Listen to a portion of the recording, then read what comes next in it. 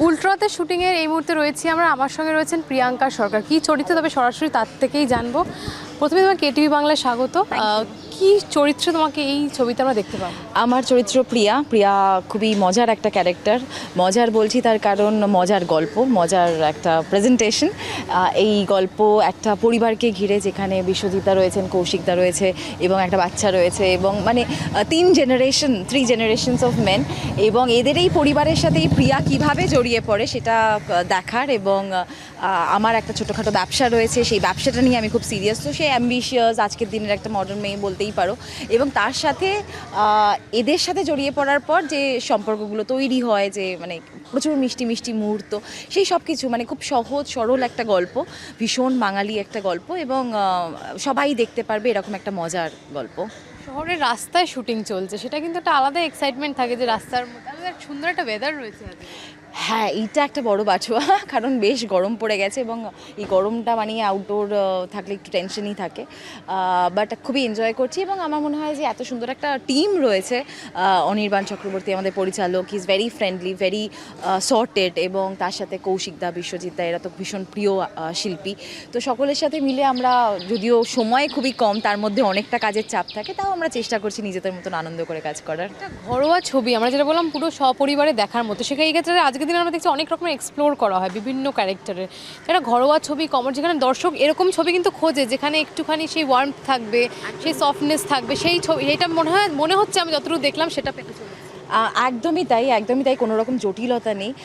একসাথে থাকতে থাকতে দেখবে পরিবারের মানুষদের মধ্যে অনেক সময় ওই মনোমালিন্য থাকে, নানা বিষয়, সেগুলো কিন্তু যে খুব সিরিয়াস তা নয়, কিন্তু একটা কোথাও মিসকমিউনিকেশন, মিসআন্ডারস্ট্যান্ডিং, একটা গ্যাপ তৈরি হয়ে যায়। তো সেইটা স্পেশালি হয় যখন জেনারেশন টু জেনারেশন ব্যাপারটা হতে থাকে আর কি। তো সেখানে এদের মধ্যে কীরকমভাবে মানে একটা মানুষের বয়স হয়ে গেলে সে তো আবার বাচ্চা হয়ে যায়, সেরকমই একটা মিষ্টি চরিত্র বিশ্বজিৎদার, এবং তারপর কৌশিকদা এবং তার ছেলে।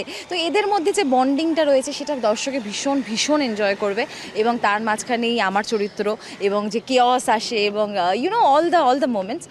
তো সকলে মিলে সত্যি এনজয় করার মতনই একটা গল্প। একটা বিষয় যেটা তুমি বললে, যে বয়স হয়ে যাবে না আবার সেই ছোট হয়ে যাবে, সেখানে কিন্তু এখন আমরা দেখি প্রতি বাড়িতেই যে বয়স হয়ে যাচ্ছে ঠিকই, তবে সেই জায়গা থেকে দাঁড়িয়ে কিন্তু কোথাও একটা হয়তো সময় দিয়ে ওঠা হয় না পরিবারকে, সেখান থেকে একটা হয়তো সেই কমিউনিকেশন হয়ে যায়। একদমই তাই।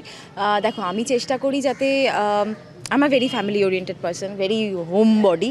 তো সেখানে আমাকে যারা চেনে, যারা জানে যে আমি কাজে নেই মানে আমি হয়তো বাড়িতেই আছি, পরিবারের সাথেই আছি। তো এটা কোথাও গিয়ে আমাদের প্রত্যেকের রেসপন্সিবিলিটি, এবং এটা একটা রিয়েলাইজেশনেরও ব্যাপার, সেটা আমার মনে হয় সময় এবং এক্সপিরিয়েন্সেসই শেখায়। তো সেখানে এটা খুব মানে রাগ বা অভিমান, রাগটা হয়তো অনেক বড় একটা ইমোশন, সেটা নয়, অভিমানটাই জমতে জমতে সেটা রাগে হয়তো পরিণত হয়ে যায়। তো সেই অভিমানটা আমার মনে হয় শুরু থেকেই যদি কমিউনিকেট করে ফেলা যায় যে আমার এইটা খারাপ লাগলো বা আমি এইটা এক্সপেক্ট করছি, তো আমার মনে হয় যে কমিউনিকেশনটা আর একটু ফ্লুইড থাকে। এই সময় দাঁড়িয়ে ওল্ড এজ হোমের কথাটাও কিন্তু অনেক বেশি উঠছে, যে ছেলে মেয়ে দুজনেই বাইরে চলে যাচ্ছে, নিজেদের সংসারের জন্য মা বাবাকে ওল্ড এজ হোমে পাঠিয়ে দেওয়া। এই বিষয়টাকে প্রিয়াঙ্কা সরকার কীভাবে দেখে? অনেস্টলি আমি এটাকে একটা সময় ডেফিনেটলি ছিল যারা, বা এখনও যারা হয়তো নিজেরা দায়িত্ব একেবারেই নিতে চান না, তারা বাবা মাকে পাঠিয়ে দিচ্ছেন, নিজেদের দায়িত্বটা অ্যাভয়েড করার জন্য পাঠিয়ে দিচ্ছেন, তারা খোঁজ খবর রাখছেন না, সেইটা আমি কোনোভাবেই সাপোর্ট করি না। শুধু টাকা পাঠিয়ে দিয়ে হ্যাঁ, সেটা তাদের দায়িত্ব, সেটা যারা মনে করেন সেটা আমি কোনোভাবেই সাপোর্ট করি না। কিন্তু আমার মনে হয় যে এই যে একটু আগেই যে কথাটা বললাম, যে বয়স্ক মানুষ যখন তাদের বয়স বাড়ে, তারাও কোথাও গিয়ে নিজেদের ছেলেবেলায় ফিরে যায়, তাদেরও তো সমবয়সী একটা বন্ধুত্ব দরকার। তো আজকের দিনে আমরা যেভাবে থাকি, অ্যাপার্টমেন্ট লিভিং, বা হয়তো এই কাজের বা স্ট্রেসের চাপে তো আমাদের ঠিক সম্পর্কগুলো মেনটেন করা হয় না, বন্ধুত্বগুলো টিকিয়ে রাখা হয় না। সেখানে যদি একটা বয়সের পর নিজেদের সমবয়সীদের একসাথে থাকাটা কেউ প্রেফার করে, তাহলে আমার কিন্তু মনে হয় যে এটা একটা দুর্দান্ত আইডিয়া, যে কমিউনিটি লিভিংয়ের মতন একটা বয়স্ক মানুষদের like minded, like aged people যদি একসাথে থাকতে চায়, তারা যদি নানান অ্যাক্টিভিটিসে একসাথে ইনভলভ থাকতে চায়, সেটা that is wonderful. But it should be the choice of the individual. চাপিয়ে দেওয়া হলে কোনো ডিসিশনই অবশ্যই সাপোর্ট করার মতন নয়, কিন্তু if it's the choice of that individual, তাহলে অবশ্যই I think this is a brilliant idea. এবং বাবা মা বা বয়স্ক যারা, তারা হয়তো তাদের আজীবন নিজেদের দায়িত্ব পালন করে গেছেন, হয়তো ছেলে মেয়েকে বড় করেছেন, নিজেদের জন্য সময়টা হয়তো কখনো পাননি, কিন্তু এই রকম একটা ব্যবস্থাপনায় কিন্তু তারা নিজেদেরকেও কোথাও গিয়ে খুঁজে পান। নিজেদের সেই প্যাশনের জায়গা, হবিজের জায়গাগুলো কিন্তু এই এখন যে ওল্ড এজ হোমগুলো যেরকম দেখা যায় আর কি, যে সেখানে কিন্তু স্পোর্টস থেকে শুরু করে থিয়েটার, সিনেমা সব কিছু তারা অর্গানাইজ করে ঘুরতেও যান। তো সেটা তো আর একটা দারুণ ব্যাপার। সেইটা যদি তারা এনজয় করেন এবং আবারও বলবো তাদের চয়েস হয়, তাহলে definitely that's a wonderful thing.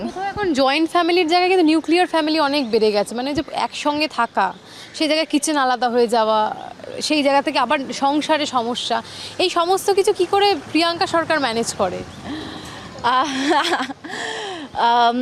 আমার মনে হয় করতে চাইলে সবই করা যায়, এবং সেটাই আর কি। আমি আবারও বলবো যে আমার ভেরি হোম বডি, আমি মানুষজনকে নিয়ে থাকতে পছন্দ করি। ডেফিনেটলি তার মাঝখানে আমার নিজের জন্য সময়, আমার প্রাইভেসিও খুব গুরুত্বপূর্ণ, কিন্তু তার সাথে আমার সকলের সাথে মিলে থাকতেও খুব এনজয় করি। সো সেই জন্য ব্যালেন্স হয়ে যায়। দেখো, আমরা তো বাইরে থেকে কোনো পরিবারকে বা কাউকে জাজ করাটা ঠিক নয়, তাদের নিজস্ব পরিস্থিতি থাকে, কিছু সময় থাকে যেগুলো হয়তো কিছু মানসিকতা বা কিছু ঘটনার সাথে হয়তো মিলিয়ে নেওয়া যায় না। তো সেক্ষেত্রে দে ডিসাইড দেয়ার ওয়ে। তো আমার মনে হয় যে পুরোটা না জেনে বাইরে থেকে অ্যাজিউম করে জাজ করাটা ফার্স্ট আমাদের বন্ধ করা উচিত, এবং let them be happy however they are. তোমার কথা সত্যি আরও একটা যেটা বিশেষ ইম্পর্টেন্ট জিনিস হলো যে এই যে ব্যক্তিগত জায়গা এবং পরিবারকে সময় দেওয়ার জন্য কি প্রিয়াঙ্কা সরকার সমস্ত কন্ট্রোভার্সির থেকে দূরে, মানে ইন্ডাস্ট্রির কোনো রকম সমস্যাতে আমরা প্রিয়াঙ্কা সরকারকে খুব একটা দেখি না ইনভলভ হতে। একদম ছেলে, মানে হাজব্যান্ড, পরিবারকে সঙ্গে নিয়ে যে কোনো ভ্যাকেশনে থেকে ভ্যাকেশনে, কোনো ছুটিতে থেকে ভ্যাকেশন কাটাতে যাচ্ছ, এটাই কি কারণ যে কোনো রকম কন্ট্রোভার্সিয়াল জায়গাতে আমরা প্রিয়াঙ্কাকে দেখতে পাই না? আমার যদি মনে হয় যে এই বিষয়টা নিয়ে আমার কথা বলা দরকার এবং গুরুত্বপূর্ণ, আমি ডেফিনেটলি বলি, কিন্তু তাছাড়া মানে সামনে দাঁড়িয়ে সেই ওইভাবে লাইভ করে সেই বিষয়টা নয়। না, সেটাও আছে, কিন্তু সেটা কি বলতো, আমার সত্যি সময় খুবই কম, এবং তার মাঝখানে এতগুলো কাজ এবং পরিবার এবং সহজের এমন একটা বয়স, এবং আমার মা বাবাও রয়েছেন যাদের বয়স বাড়ছে, তাদেরকেও সময় দিতে হয়, তারাও এক্সপেক্ট করেন।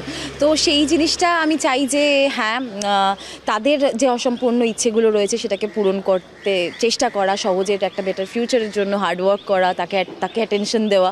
তো সেই সব কিছু মিলিয়ে না, বিশ্বাস করো আর খুব একটা সময় পাই না। তো সেই জন্যই হয়তো এটা ঘটে গেছে, কিন্তু আমি সত্যি নিজের মতন থাকতে পছন্দ করি। সহজ কি বলছে, ওর কি এই ফিল্ডে আসার কোনো ইন্টারেস্ট আছে? এখনও খুবই ছোট, এখনও কিছু ডিসাইড করেনি। ভালো ভালো ইন্টারভিউ আমরা দেখতে পাই। Thank you so much. এবার আমরা একটাই জিনিস ডিসাইড করে রেখেছি যে will be very supportive. Okay exposure দেওয়া, রাইট ওয়েতে এডুকেট করা এবং গাইড করাটাই আমাদের রেসপন্সিবিলিটি। এবং ফিল্মস হোক, মিউজিক হোক, গল্পের বই হোক, বা পরিবেশ হোক, মানুষজন হোক, সেইটার এক্সপোজারটা আমরা দেওয়ার চেষ্টা করি, একটা হেলদি এক্সপোজার। এবং ও ভবিষ্যতে নিজের জন্য যাই ডিসাইড করবে না কেন, সেটা will be there always as supportive parents. সবকিছু মাঝে কাজে থাকাটা সবচেয়ে ইম্পর্টেন্ট, এবং কাজ সবচেয়ে ভালো রাখে আমাদের প্রত্যেককে। কি বলবে যারা কাজের সমস্যা, কারণ আমরা দেখছি ইন্ডাস্ট্রিতে কাজ কমে আসছে, কাজ পাচ্ছে না, সেখান থেকে ডিপ্রেশন, নানা রকমের সমস্যা, এই সমস্ত কিছু কাটিয়ে ওঠা কি বলতে চাইবে যারা কাজ খুঁজছে, এবং নতুনরা তো কাজ ধরে রাখছে আমরা পাচ্ছে না, এবং যারা হয়তো পাচ্ছে তারা তো নিজের মতোভাবে ফুটিয়ে তুলতে পারছে না, কারণ সেই স্কোপটা পাচ্ছে না, কি বলতে চাইবে তাদেরকে? আমি এটা বিশ্বাস করি না যে কাজ কমে আসছে বা কাজ পাচ্ছে না, এটা সিচুয়েশন। কারণ কাজ সত্যি বাড়ছে, এত ওটিটি প্ল্যাটফর্মস বাড়ছে, এত সংখ্যায় নতুন পরিচালক ভালো কাজ করছেন, এবং ভালো কাজ যখন আমরা ডেলিভার করছি, থিয়েটার ভর্তি লোক দেখতেও আসছে। তো ডিপেন্ড করছে আমরা কি ডেলিভার করছি। আমাদেরকেও সচেতনভাবে ভালো কাজটা করতে হবে, বেছে নিতে হবে, এবং সেটার জন্য একটু লড়াই করতে হবে। এবং কাজ ডেফিনেটলি করছে, না হলে তো ইন্ডাস্ট্রিতে সাস্টেনই করতো না। তো করছে, তো মানুষে কাজ করছে, ভালো কাজও করছেন। তো সেখান থেকে আমি একটাই জিনিস বলতে চাইবো, যেটা আমার নিজের এত বছরের অভিজ্ঞতা থেকে রিয়েলাইজেশন, সেটা হচ্ছে যে you have to fight for it. নিজে যে ডিটারমিনেশন বা অ্যাম্বিশনটা নিয়ে শুরু করেছিলে, সেটা মাঝপথে ভুলে গেলে চলবে না। খারাপ টাইমটাকে জিততে দেওয়া যাবে না, লড়তে থাকতে হবে, এবং ধৈর্য, পেশেন্স, এইটা সব থেকে গুরুত্বপূর্ণ। একদম। সিনেমা নিয়ে ফিরি, উল্টো রথ মানে যেন বৃষ্টির একটা ব্যাপার থাকে। বৃষ্টি কি উপভোগ করে প্রিয়াঙ্কা সরকার? অফকোর্স করি, কাজ না থাকলে একটু বেশি করি। পাঁপড় খাওয়া হয়? পাঁপড় তো সারা বছরই খাওয়া হয়, খেতে বেশ ভালোবাসি। আমি মেলাটা ভালোবাসি। আমি মেলা, মানে আমার সামনে মেলা যদি দেখতে পাই, আমার মনে হয় যে একটু যাই, একটু এনজয় করি। এবং দুর্গাপুজো, রথের সময়, এই যে মেলা হয় পৌষ মেলা, মানে যখনই মেলা হয় আমার একটা দুর্বলতা আর কি, মেলার খাবার, মেলার রাইডস, ওই বেলুন ফাটানো স্টল, তো আমি সেগুলো ভীষণ এনজয় করি। এবং উল্টো রথ, ছোটোবেলায় রথ এবং উল্টো রথ খুব গুরুত্বপূর্ণ ছিল, সেটা সহজেরও একটা বয়স অবধি থেকেছে, এখন সেই ফেসটা একটু ফেড হয়ে গেছে।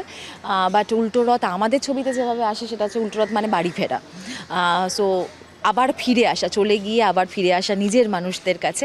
তো সেটা যেমন উল্টো রথের থিম, সেরকমই আমাদের এই গল্পে উল্টো রথ ছবিতে কিন্তু একটা খুব গুরুত্বপূর্ণ থিম। শেষ করব, কবে আসছে সেটা তো জিজ্ঞাসা করা যাবে না কারণ শুটিং চলছে, তাও দর্শককে বলে দাও যাতে যবে রিলিজ হবে। ইয়েস, উল্টো রথ আমাদের নতুন কাজ এবং খুব মজা করছি আমরা এই কাজটাতে। আপনারা সমস্ত আপডেটস পেয়ে যাবেন, খবর রাখুন এবং যখন ছবিটা আসবে অবশ্যই ভালোবাসা জানাবেন এবং জানাবেন কেমন লাগলো। থ্যাংক ইউ সো মাচ এতটা সময় দেওয়ার জন্য।